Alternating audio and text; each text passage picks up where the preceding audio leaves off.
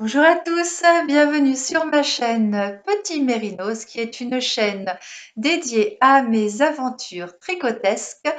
Et au fil de mes épisodes, je vous parle de mes projets terminés, de mes en cours, de mes envies tricot. Je vous parle parfois de matériel. Et dans cet épisode, je vais vous parler d'un projet terminé et de 3 en cours, plus un test dont je ne vais pas pouvoir vraiment vous parler. Donc pour les personnes qui ne me connaîtraient pas, je m'appelle Laetitia, je suis une tricoteuse de la région parisienne, plus précisément Fontainebleau en Seine-et-Marne. Alors tout d'abord, je vous présente mes excuses pour ma voix qui est un petit peu différente de d'habitude parce que j'ai Madame Covid qui s'est invitée chez moi et je ne suis pas au mieux de ma forme depuis hier et je suis donc isolée pendant 7 jours. Et donc j'en profite pour vous tourner cet épisode parce que j'étais particulièrement débordée depuis avec le travail et les vacances de Noël également. Voilà. Alors le premier projet dont je vais vous parler est un projet dont je vous avais déjà parlé en décembre et qui est un châle, le châle nuage de Marion Crivelli, que j'ai tricoté avec des laines que j'ai achetées au CSF au mois de novembre dernier, des laines de chez Heidi Heidi. Alors, il s'agit de ce châle, le châle nuage que j'ai terminé. Lorsque je suis allée au CSF, en vérité, j'y suis allée plutôt pour me changer un petit peu les idées, pour faire un petit tour. Je n'avais pas vraiment prévu d'acheter de la laine, même si j'aime bien m'acheter un écheveau, histoire de marquer le coup un petit peu parce que ça me fait un petit souvenir et que ça me fait plaisir. Mais là, en exposition, il y avait le châle de Marion, donc le châle nuage, qui était en exposition. Et j'ai eu un véritable coup de cœur pour ce châle, que ce soit pour le modèle et la couleur. Alors par contre, à la base, ce châle est un châle qui se tricote en mohair et en mérino. Sauf que moi, j'avais pas envie de prendre du mohair parce que même si je sais que les mohairs de teinturière sont réputés pour être très doux, et c'est vrai pour les avoir touchés, ils sont effectivement très doux, beaucoup plus doux que ce que j'ai pu toucher dans d'autres marques. Le kit silk de drop, par exemple, pour moi, c'est pas possible.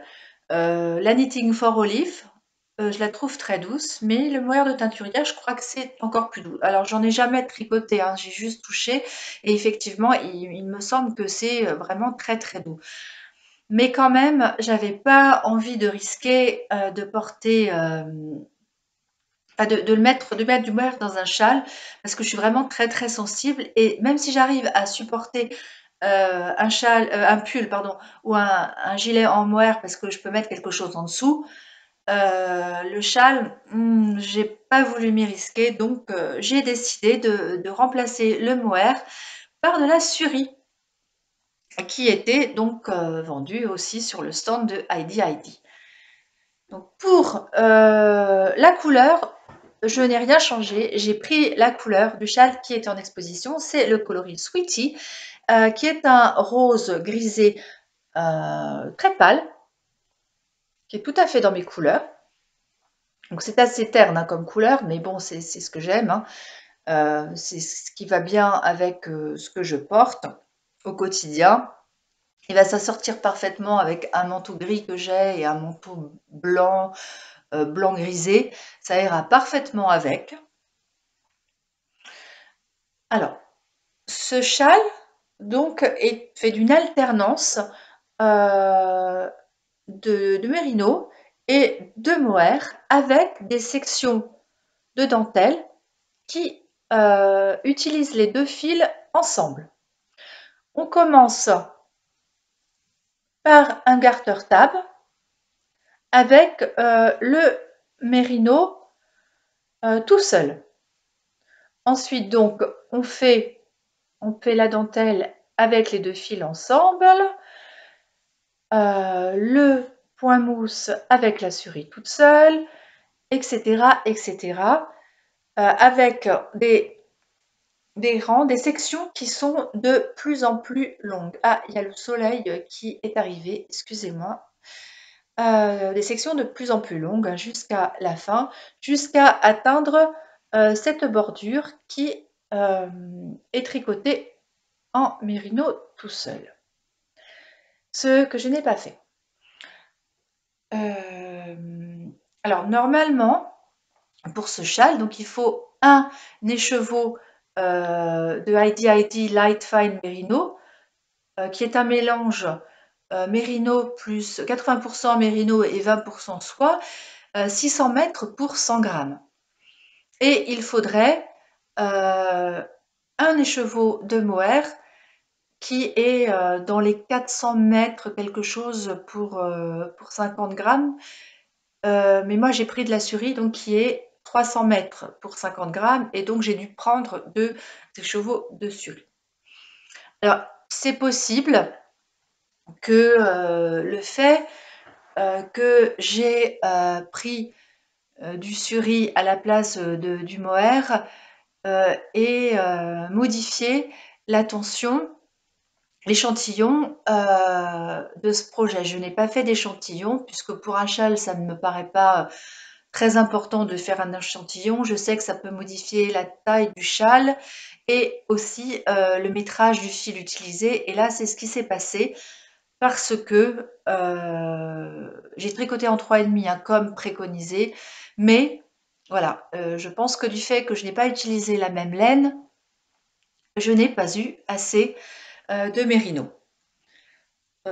Donc finalement, donc au lieu de terminer la bordure entièrement en mérino, j'ai dû terminer avec un petit peu de surie. Bon, c'est pas grave, hein, ça se voit pas du tout. Donc, il me reste, je n'ai pas eu assez de mérino. Par contre, bah, il me reste de la surie forcément puisque j'en avais 600 grammes. Attendez, je vais vous chercher pour vous montrer ce qui me reste exactement. Voilà, je suis allée chercher mon reste de surie. Donc pour les personnes qui seraient intéressées par ce châle et la surie, hein, il me reste exactement 26 grammes de surie et je vais pouvoir probablement en faire un bonnet assorti que je vais doubler avec peut-être, j'ai de la fil Collana rose, euh, rose pâle. Donc je pense que ça serait très joli de faire un bonnet assorti à ce châle. Alors, je vais vous montrer comment je le porte. Alors, je ne l'ai pas bloqué, je l'ai juste lavé, séché à plat, mais comme vous le voyez, il s'est quand même bien, bien étendu. Il faudrait que je le bloque davantage. Alors moi, j'ai toujours un problème avec les bordures de mes châles parce que normalement, on est censé ne pas tricoter la maille lisière. Et on nous dit d'essayer de laisser ça quand même assez souple parce qu'après, au blocage, il faut quand même que ça s'étende. Alors moi, j'ai beau essayer de faire quelque chose de souple, mais c'est toujours très... j'arrive pas à le tendre, vous voyez. Euh, et du coup, ça c'est vraiment embêtant parce que voilà, je peux pas le bloquer comme je voudrais. Alors je sais pas comment vous faites, vous, pour cette maille lisière, pour qu'elle soit pas trop tendue. Franchement, si vous avez une astuce pour mon prochain projet, je suis preneuse parce que c'est un peu agaçant quand même. Qu'est-ce que tu veux, le chat? C'est l'heure du repas, le chat. Donc, je vais vous montrer comment je le porte. Donc, moi, je le mets comme ceci. Voilà. Hop, je vais l'enrouler, faire un petit nœud. Et voilà, c'est un châle tout doudou. Très, très, très doux. Et je l'adore, hein, j'en suis absolument ravie. Je le porte comme ça si, je le porte dans mon manteau en fait et un peu différemment si, si je le mets toute la journée. Je pense que je pourrais en faire encore un tour, hein. Voilà, hop, hop. Je le porte plutôt en écharpe, hein, qu'en châle. Parce que j'ai toujours un peu froid au cou. Surtout que moi je porte, essentiellement des cols V parce que je supporte pas d'avoir, un pull qui monte. Je préfère mettre un châle tout doux que je peux enlever quand j'ai l'impression de en fait, au bout d'un moment, quand je mets un col qui monte, je suis un peu comme en panique et si je peux pas l'enlever, voilà, c'est quelque chose qui va m'angoisser. Donc je préfère avoir un châle que je peux enlever à n'importe quel moment. Voilà, c'est stupide, hein, sans doute, mais voilà, c'est comme ça que je porte mes châles et je l'adore. Je l'adore, je l'adore. Alors, deuxième projet sur mes aiguilles, il s'agit d'un pull de Bérangère Caillot, Lilofil. Bérangère Caillot qui est une designeuse dont j'aime beaucoup les modèles. Elle fait beaucoup de châles que je trouve vraiment magnifiques, dont un qui est sorti récemment qui s'appelle le châle Gilden ou Gilden, je ne sais pas comment ça se prononce, que j'aimerais beaucoup faire. Je le trouve vraiment très très beau.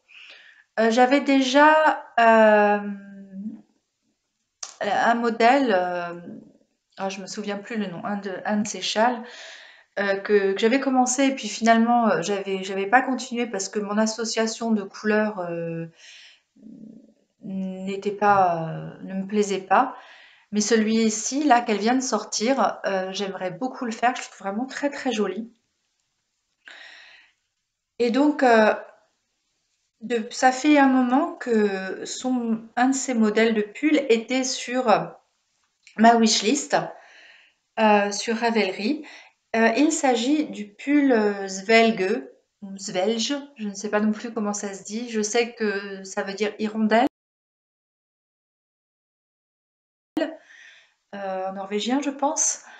Enfin, corrigez-moi si je me trompe. Mais c'est un pull avec un col V, puisque c'est ce que je porte le plus, qui,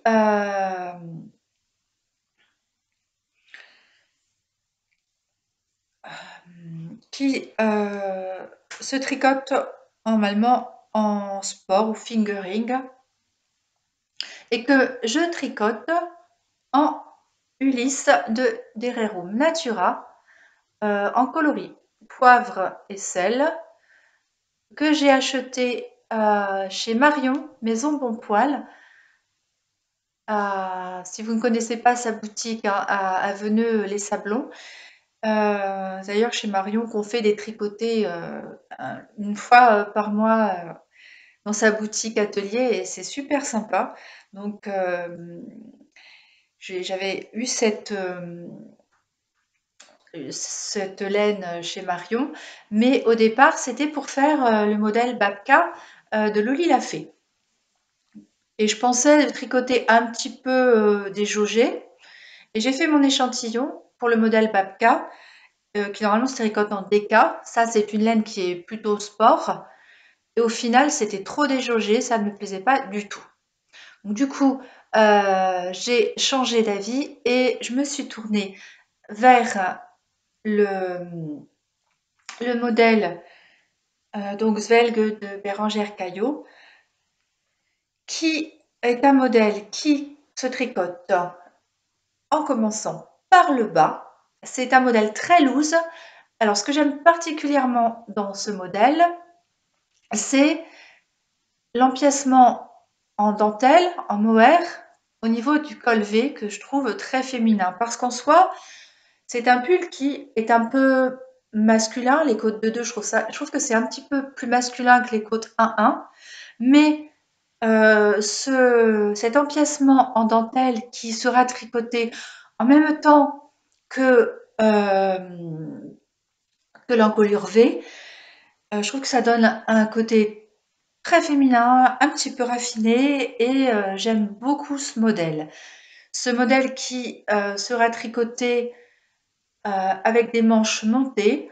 À un moment donné, je vais devoir séparer, le dos du devant et d'après ce que j'ai compris, je vais devoir monter ensuite des mailles pour, faire les manches qui, je pense, se tricoteront, en rond. Pour l'instant, j'en suis là. J'ai commencé il y a 2 semaines à peu près et c'est un modèle qui est super agréable à tricoter. Bon, et c'est surtout la laine, hein. C'est la laine qui est vraiment un bonheur à tricoter, ça avance tout seul. Je le tricote avec des aiguilles numéro 3. Alors, il faut savoir que je tricote lâche, hein. Je pense que normalement c'est 3,5, mais moi pour avoir l'échantillon, je tricote en numéro 3. Enfin, je ne sais plus. En tout cas, moi pour l'échantillon, je tricote au numéro 3.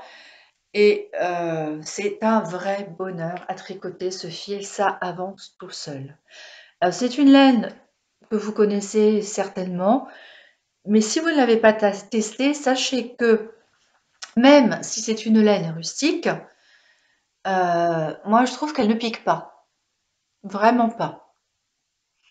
Et, et je suis très sensible. Alors on verra une fois que je l'aurai lavée, mais je trouve que ça ne pique pas. On verra à l'usage, hein, si oui ou non je suis obligée de mettre quelque chose en dessous, mais je trouve que pour une laine rustique, elle est particulièrement douce, hein. Alors c'est composé pour ce genre de couleur un peu chinée, à la fois de mérino d'Arles et de mérino portugais. C'est une couleur naturelle, il y a pas eu de teinture par-dessus. Donc pour l'instant, je suis absolument ravie de cette laine, même si à la base j'avais un petit peu peur que ça me pique. Si j'ai appelé ma chaîne Petit Mérinos, c'est parce que le mérinos, c'est quand même ma fibre préférée. C'est la fibre qu'on peut porter à même la peau et qui ne pique pas. En tout cas, en ce qui me concerne, j'ai beaucoup plus d'inquiétude concernant les autres fibres un peu plus rustiques ou en mohair. Mais concernant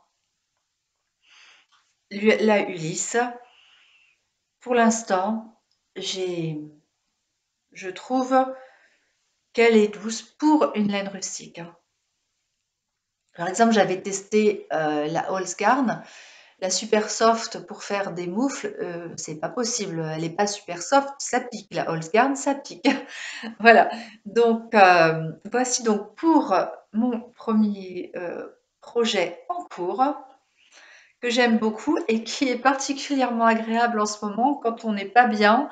Faire du jersey en kilomètres, c'est très agréable. Deuxième projet dont je vais vous parler, c'est aussi un projet très très simple. Il s'agit d'une paire de chaussettes que je vais vous chercher.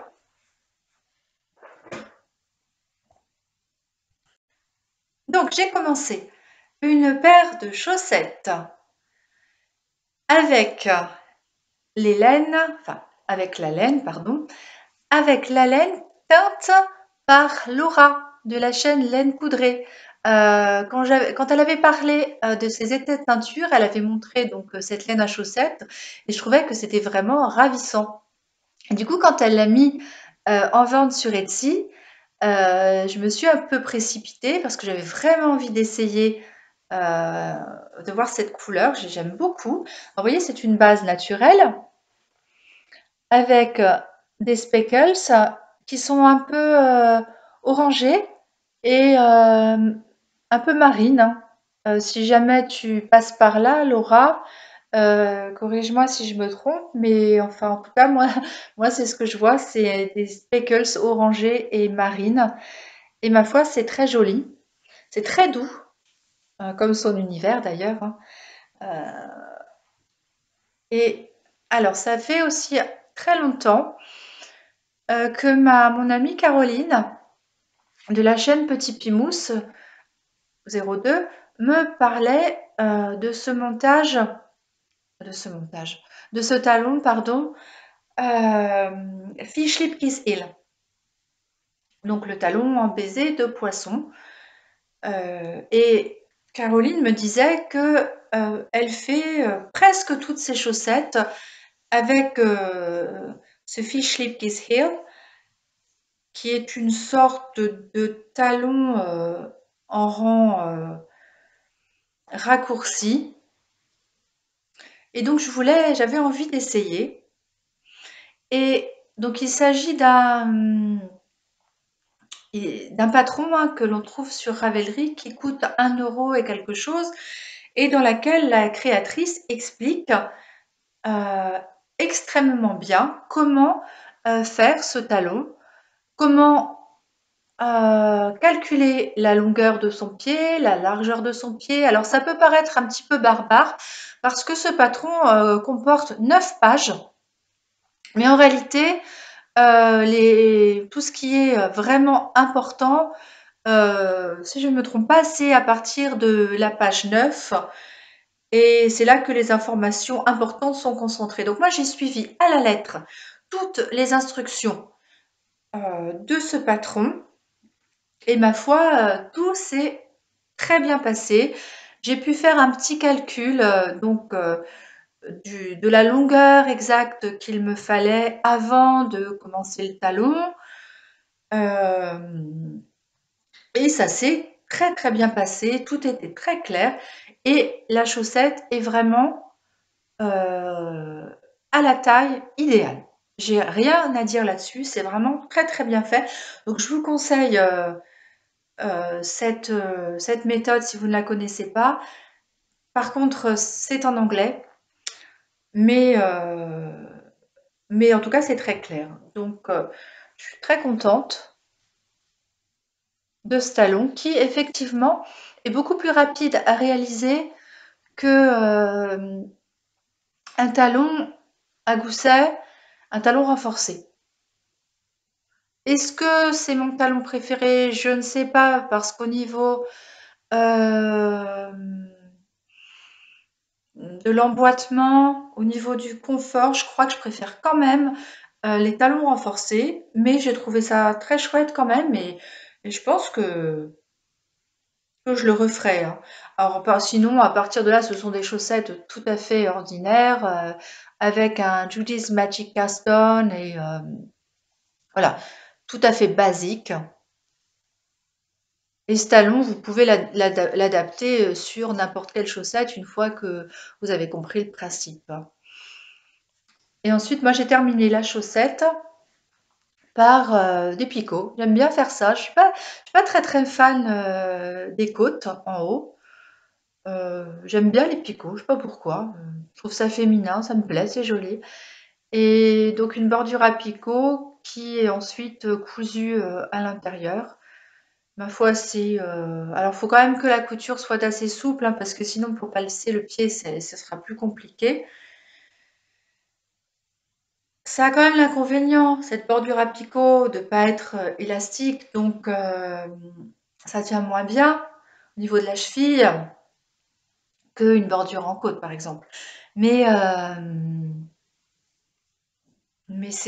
me convient très bien comme ça. Moi, j'aime beaucoup, je le referai. J'ai beaucoup de chaussettes, même du commerce, hein, qui ont cette finition à picot, heu,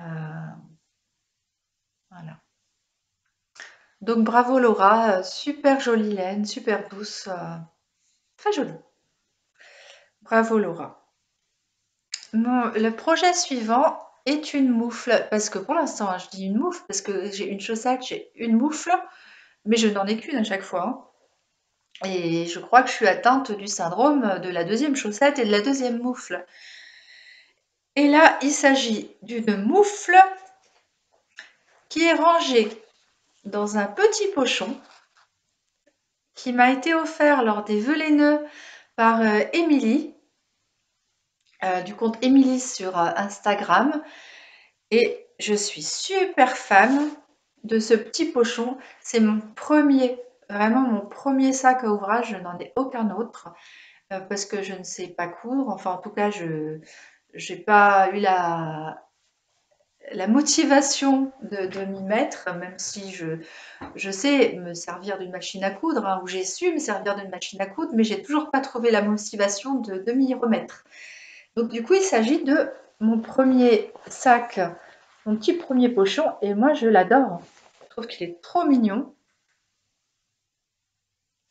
Et je range mes petits ouvrages dedans, et notamment cette moufle qui s'appelle Sarma, qui n'a pas été bloquée. Normalement, elle devrait être plus large. Les moufles Sarma. Qu'est-ce que c'est ça? Voilà. Qui sont des moufles avec un petit motif torsadé et des qu'on appelle ça? Des bouboules, des bubbles que je n'ai pas très bien réussi personnellement. Donc les moufles Sarma, c'est un modèle de Inès Sang qui est une créatrice qui vient à l'origine de Lettonie. Et cette créatrice son premier métier était architecte d'intérieur. Et puis, elle a également travaillé comme traductrice à Shanghai avant de s'orienter vers le design tricot. Et alors, elle habite actuellement à Vancouver, au Canada. Mais ces motifs, ces designs, en fait, c'est ce qu'elle explique, ça s'inspire très largement de sa culture lettonne, et puis de la nature, et aussi des paysages urbains. Elle a de très jolis, très jolis designs sur Ravelry, dont notamment un bonnet qui reprend les mêmes motifs que cette moufle. Normalement, les petites bouboules sont tricotées dans un coloris différent, mais bon, je suis restée plus sobre, et j'ai tricoté avec des restes de mon châle d'Andrea Mori, le châle Brioche Alicius, donc avec des restes de Yakuza Fingering d'Eline Hélène, que j'ai mélangé avec de la Knitting for Olive coloris caramel. Et ma foi, ça s'accorde plutôt très bien. On commence donc la moufle par le poignet, par un certain nombre de centimètres de côte torse, avant de continuer en rond. Alors personnellement, je tricote toujours avec la technique du Magic Loop, puisque je n'arrive pas à tricoter avec les mini circulaires qui me font trop mal aux mains. Et puis, on tricote le motif uniquement sur le dessus, sachant que le dessous et le pouce sont tricotés en jersey en vert. J'ai rencontré quelques difficultés avec les petites noppes qui sont normalement réalisées au crochet et uniquement avec le mohair. Eh bien, je n'y suis jamais arrivée. Pourtant, Inès Sang a mis une vidéo explicative en ligne où elle montre comment réaliser ces noppes au crochet avec le mohair. Alors, il faut tourner, et pendant un nombre assez conséquent de tours, mais je n'y suis jamais arrivée parce que je n'arrivais pas à ressortir la boucle correctement, ça se coinçait toujours, enfin voilà, je n'y suis jamais arrivée. Donc si vous arrivez à faire des bubbles au crochet, notamment celle-ci, avec un seul fil de mohair, franchement, bah, dites-moi, mais moi je ne suis pas arrivée. Donc du coup, j'ai dû faire ces petites bouboules traditionnellement avec une aiguille à tricoter, et enfin, bah, par conséquent, elles ressortent beaucoup moins que si elles avaient été au crochet, je suppose. Moi, je les ai fait donc en tricotant 5 fois dans la même maille, et ensuite en rabattant chaque maille l'une par-dessus l'autre. Voilà, j'aurais bien aimé réussir, mais j'ai essayé, je sais pas, 4-5 fois et au bout d'un moment, ça m'a saoulée et j'ai jeté l'éponge. Voilà. Non, moi, c'est très, très joli, hein. J'ai hâte de terminer la deuxième. Ça ira très bien avec, le bonnet de Loli Lafay que, j'ai fait dans, le podcast précédent. J'ai eu, aussi, hein, d'autres petites choses, hein, lors des vœux nœuds, je vous montre ça tout de suite. J'ai également eu, un sac qui a été, réalisé par Sandra sur, Instagram. C'est Sandra Vandendel. Très sympa, sac à ouvrage, bon, beaucoup plus grand, où je peux ranger également mes ouvrages plus conséquents. Donc, merci beaucoup Sandra pour ce sac très sympa qui est tout doublé. Merci beaucoup. Alors, ensuite, j'ai une paire de chaussettes en test pour mes flocons de laine qui sortira au mois de mars, donc ça, je ne vais pas vous en parler, j'en ai fait une. Je vous en reparlerai au mois de mars. Prochain projet que j'aimerais réaliser, il s'agit du pull Gviten de Xenia Nedion. Je ne sais pas comment ça se prononce. C'est la designeuse derrière Life is Cozy, Life is Cozy à San Francisco. Elle a un site web où elle présente ses modèles de tricot. Et j'ai craqué sur son modèle Gviten. Elle a réalisé plusieurs modèles qui sont bindweed, que j'ai vu passer pas mal sur les podcasts et sur Instagram. Donc je vous mets la photo là quelque part. Et je trouve aussi, voilà, il y a de très jolis modèles. Par exemple, le châle Eira, très sympa, qui me fait un petit peu penser au châle d'Andrea Mori, Birds of a Feather. Et donc j'aimerais tricoter ce modèle, alors, dont le patron m'a été offert par Caroline lors des vœux laineux.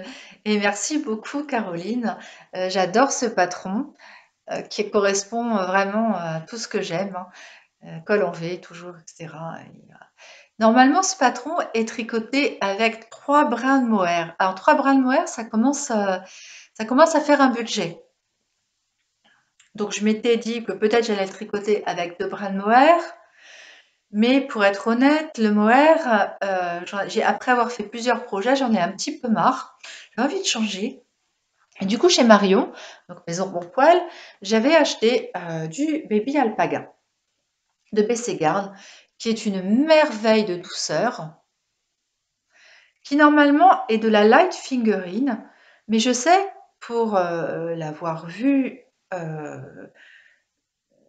pour avoir vu un modèle que Marion présente dans sa boutique, qu'il est possible de le tricoter pour réaliser un modèle qui se tricote en un modèle avec un échantillon de 23 mailles et 32 ronds, alors que normalement ça devrait être plutôt 30-32. Donc je me suis dit, bah ok, j'ai vu le modèle, ça paraissait sympa, et je me suis dit donc que j'allais faire un échantillon en 3 et demi pour voir si ça pouvait fonctionner pour ce châle, ce pull Victon. Bah en fait pas du tout, j'aime pas. J'aime pas du tout, c'est trop, beaucoup trop aéré, beaucoup trop lâche, et j'ai démonté. Du coup, je suis bien embêtée parce que je sais pas quoi faire.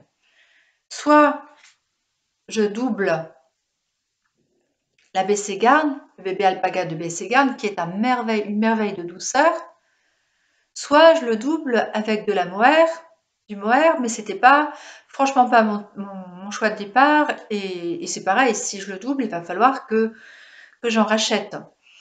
Donc j'ai fait quand même un échantillon avec du mohair de Knitting for Olive. Donc j'avais une pelote dans le coloris off-white naturel et le rendu me plaît beaucoup plus. C'est beaucoup moins aéré. Donc pour l'instant, je ne sais pas du tout quoi faire. Je suis en pleine réflexion au sujet de la laine que je vais utiliser pour ce modèle Gvitten. Je sais que beaucoup de personnes l'ont réalisé avec 2 fils de mohair. Donc là, ça fonctionnera très bien, soit avec, enfin en faisant avec, en mélangeant la baby alpaga et le mohair. Il faudrait peut-être que j'essaie de faire un échantillon en doublant la baby alpaga. Ou alors, il faudrait que je change complètement mon fusil d'épaule pour ce projet. J'avais aussi le modèle Babka que je voulais tricoter, et qui est un modèle qui se tricote en DK, mais c'est un très gros budget. Donc si je le tricote en DK, en fait, je le ferai en Katia Merino ou en langue Merino 120, parce que c'est un budget qui est quand même plus abordable que de prendre de la DK en laine de teinturière. J'avais calculé, si je prends de la langue ou de la Katia, j'en aurais pour à peu près 60-65 €, ce qui est quand même raisonnable. 70 € peut-être même, je ne sais plus. Enfin, ça va encore. Mais là, en laine de teinturière, ce n'est pas possible. Je souhaitais vous parler un petit peu matériel aussi.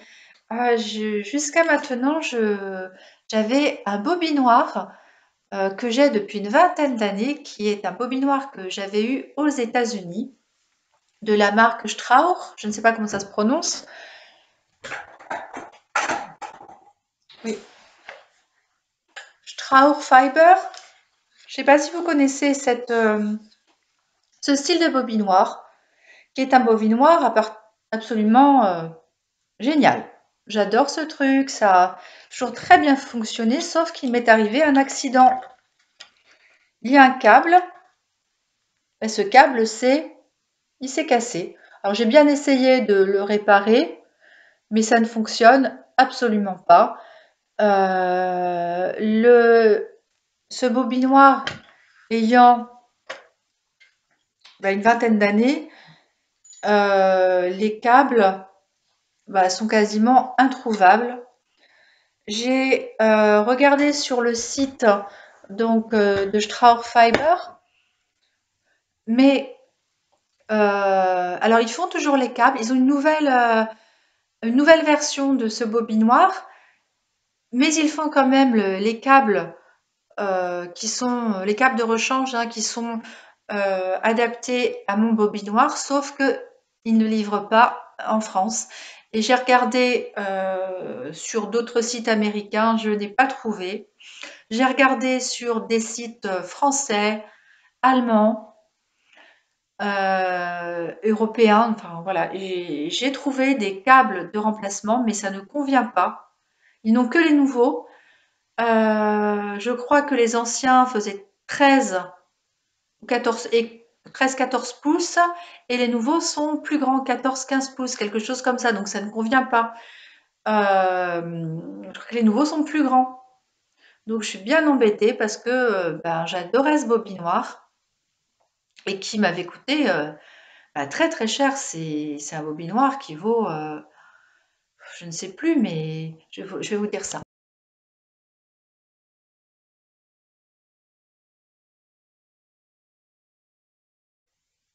Voilà, donc sur le site, en tout cas de Strauss Fiber aux États-Unis, ce bobinoir vaut 185 $. Je sais qu'à l'époque, je l'avais déjà payé très cher et j'avais dû le faire venir des États-Unis parce que ce type de bobinoir n'existait pas en France. Donc là, je me suis retrouvée vraiment bien embêtée. J'ai vu que Knit Pro faisait des bobinoirs du même genre. Est-ce que vous les connaissez? Est-ce que vous en êtes contente de ce dévidoir, de ce bobinoir en bois? Est-ce que ça vaut le coup d'investir? Parce que là, je vous avoue que je suis bien embêtée. Si je ne trouve pas de, de câbles ou de solutions de câbles de remplacement. Pourtant j'ai un compagnon qui est bricoleur et on a regardé un petit peu tout ça, mais pour l'instant on n'a pas trouvé de solution pour ça. Et en solution provisoire, en fait, j'ai commandé ce petit ce petit bobinoir Nid Pro parce que j'avais pas très envie d'investir maintenant alors que j'ai ce bobinoir de luxe que j'adorais. Et celui-là, pour être honnête, ça va, ça fait le job. Mais il faut reconnaître que ça ne fait pas de belles pelotes comme mon bobinoir traditionnel en bois et que c'est voilà, je n'aime pas trop ce bobinoir. Ça fera le job le temps qu'il faut, mais voilà, un jour, je pense investir dans un autre bobinoir que celui-ci. Voilà, pour le petit point matériel. Eh bien écoutez, je pense que c'est à peu près tout ce dont je voulais vous parler. Je reviendrai donc faire un point, je pense, au mois de mars. Et n'hésitez surtout pas à mettre des commentaires dans la barre d'infos, ça me fait toujours plaisir. Nous avons atteint presque les 1000 abonnés. Je vais bientôt faire un petit concours pour vous remercier de votre fidélité. Donc, je reviendrai d'ici quelques jours pour le petit concours. Et d'ici là, je vous souhaite un bon tricot. Prenez soin de vous. À bientôt!